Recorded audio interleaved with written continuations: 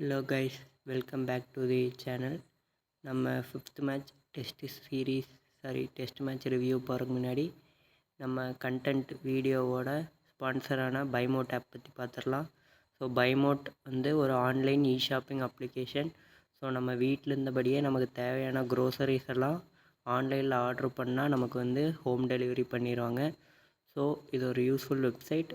யாருக்கெல்லாம் இன்ட்ரெஸ்ட்டாக இருக்கோ மறக்காமல் டிஸ்கிரிப்ஷனில் லிங்க் இருக்குது, யூஸ் பண்ணி பாருங்கள். வாங்க நம்ம மேட்ச் ரிவ்யூக்குள்ளே போயிடலாம். ஃபஸ்ட்டு வந்து நம்ம இந்த மேட்ச் ஜெயிச்சாதான் வந்து ஒரு ஃபைனலுக்கு போகிறதுக்கான சான்ஸ் இருந்தது.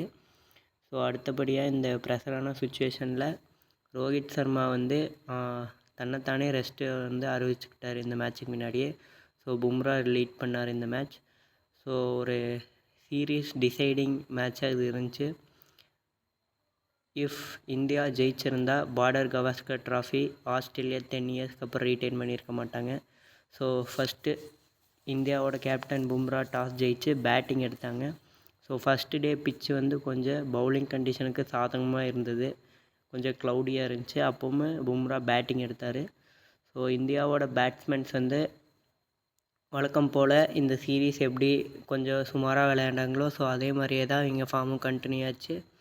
போலாண்ட் வந்து போட்டாவே வந்து எல்லாருமே அவுட் ஆகிட்டாங்க. மேக்ஸிமம் இதுதான் இந்தியாவோட ஃபஸ்ட் இன்னிங்ஸில் நடந்துச்சு. ரிஷப் பண்ட் மட்டும் ஒரு பக்கம் கொஞ்சம் ஒரு டீசெண்டான நாக் ஆடி இருந்தார் ஃபஸ்ட் இன்னிங்ஸ் பொறுத்த வரைக்கும். அப்புறம் வாஷிங்டன் சுந்தர் எல்லா இன்னிங்ஸும் ஆடுற மாதிரி ஆடி இருந்தார். கோலி ஆக்சுவல் போல் ஃபஸ்ட்டு பால் ஒரு கேட்ச் ட்ராப், அதுக்கப்புறம் மறுபடியும் கொஞ்சம் நேரம் ஸ்டாண்ட் பண்ணதுக்கப்புறம் ஒரு ஷார்ட் ஸ்டாண்டுக்கு அப்புறம் மறுபடியும் அவுட் ஆகிருக்கார் கோலி. ஸோ அவரோட அந்த ஃபிஃப்த்து ஸ்டெம்ப் வந்து அவர் வந்து ரொம்ப ட்ரை பண்ணுறதுனால ரொம்ப அவுட் ஆகிறாருன்னு சொல்லி நிறையா கமெண்டேட்டர் சொல்லியிருந்தாங்க. ஸோ கோலி வந்து போய் ஃப்ரீயாக விளையாண்டா அவரோட இன்னிங்ஸ் வந்து கொஞ்சம் மாறுறதுக்கு வித்தியாசம், அதாவது வாய்ப்பு இருக்குதுன்னு சொல்லியிருந்தாங்க. அடுத்து போலாண்டு தான் pick of the bowler. So Australia டீமுக்கு அவர் வந்து ஸ்பெல்லுக்குள்ளே வரப்பெல்லாம் நம்ம இந்தியன் பேட்ஸ்மேன் வந்து விக்கெட் இழந்தாங்க. வாஷிங்டன் சுந்தர் என்ன தான் வந்து ஒரு பக்கம் நல்லா ஆடிட்டு இருந்தாலும் ஒரு கான்ட்ரவர்ஷியலான டிஆர்எஸ் மூலயமா அவுட் ஆனார். ஸோ அந்த இதை பார்த்துட்ருக்கோம். ஸோ அவர் வந்து அவுட் ஆனதாக அவரால் நம்ப முடியல. அடுத்து போலாண்ட் வந்து ஃபஸ்ட் இன்னிங்ஸில் 5 விக்கெட் ஹால் எடுத்திருந்தார். ஸோ போலாண்ட் வந்து எந்தெந்த மேட்செல்லாம் ஜேஎஸ் ஹேசல்வுட்டுக்கு பதிலாக வந்தாரோ அந்த எல்லா மேட்சுமே பர்ஃபார்ம் பண்ணார். ஸோ இவரோட ஆவரேஜ் வந்து பும்ராவோட ஆவரேஜை விட பெட்டராக இருக்குது. அப்படின்னா வந்து இவர் வந்து 3 ஓவர் போட்டால் ஒரு விக்கெட் கன்ஃபார்ம். அதே பும்ராவது கிட்டத்தட்ட 3.2 ஓவர்.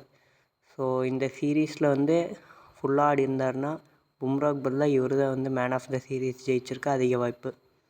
ஸோ பும்ராவுக்கு வந்து மறுபடியும் பவுலிங் ஸ்டார்ட் பண்ணாங்க இந்தியா டே 1 லாஸ்ட்டில். ஸோ ஃபஸ்ட்டு வந்து இந்தியா ஒரு விக்கெட் எடுக்க ட்ரை பண்ணாங்க. ஸோ அப்போ ஒரு கான்ட்ரவர்ஷியலான ஒரு இது போச்சு. டெபியூட்டன்ட் 4th மேட்ச் டெபியூட்டன்ட் சாமுக்கும் பும்ராவுக்கும் வந்து ஒரு மிஸ்கம்யூனிகேஷன் ஆச்சு. ஸோ அதில் வந்து பும்ரா நல்லாவே எமோஷன் ஆகிட்டார். ஸோ ஒரு நெக்ஸ்ட்டு டெலிவரிஸ்லேயே வந்து பும்ரா வந்து கவோஜாவை அவுட் எடுத்த அவரோட ரிவென்ச்சை வந்து தரமாக தந்திருப்பாங்க. ஸோ இதெல்லாம் வந்து நிறைய நல்லா ட்ரெண்ட் ஆச்சு. அடுத்தது இந்தியாவோட பவுலிங் வந்து ஓரளவுக்கு ஃபஸ்ட் இன்னிங்ஸ் நல்லா தான் போட்டாங்க. ஸோ பும்ரா வந்து ஓரளவுக்கு டீசெண்டாக எப்பவும் போடுற மாதிரியே போட்டார். சிராஜ் வந்து ஒரே ஓவரில் 2 விக்கெட் எடுப்பார். அடுத்து தேர்டு சீமர் வந்து இந்தியாவுக்கு இந்த சீரீஸ் ஃபுல்லாக பிரச்சனையாக இருந்திருக்கு. பிரசித் கிருஷ்ணா அவரோட கேப்பபிலிட்டிக்கு ஓரளவுக்கு பர்ஃபார்ம் பண்ணாருன்னு தான் சொல்லணும். ஸோ அடுத்தபடியாக நியூ டெபியூட்டன்ட் ஆஸ்திரேலியாவோட ஆல்ரவுண்டர் வந்து வெப்ஸ்டர். அவரோட மெயின்டைன் ODI 50. ஸோ அவரோட நல்ல ஒரு தொடக்கம் இன்டர்நேஷ்னல் கிரிக்கெட்டில். அதே மாதிரி ஃபீல்டிங்லேயே சில பல கேட்சஸ் நல்லா பிடிச்சி போட்டார். அடுத்து இந்தியாவோட செகண்ட் இன்னிங்ஸ் அப்படியே ஸ்டார்ட் ஆச்சு.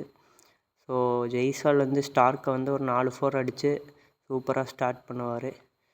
அதே மாதிரி இந்தியாவுக்கு வந்து கடைசியில் பும்ரானால் பவுலிங் போட முடியாது. ஸோ அவருக்கு பதிலாக மீதி பவுலர்ஸ்கிட்ட போட்டு முடித்தாங்க. அடுத்து இந்தியன் பவுலர்ஸ் மறுபடியும் ஒரு 40 ரன் நல்ல ஸ்டாண்டுக்கு அப்புறம் ஓப்பனிங் ஸ்டாண்டுக்கு அப்புறம் ராகுல் ஜெய்ஸ்வால் அவுட் ஆயிடுவாங்க. ஸோ அதுக்கப்புறம் இந்தியாவை வந்து கண்டினியூஸாக விக்கெட் இழந்துக்கிட்டே இருந்தாங்க. கோலி எப்பவும் போல் ஒரு ஸ்டோக் வைக்க போய் அந்த 5th ஸ்டெம்ப் லைன்லேயே அவுட் ஆகிட்டு ஃப்ரஸ்ட்ரேட்டடாக வெளியே போனார்.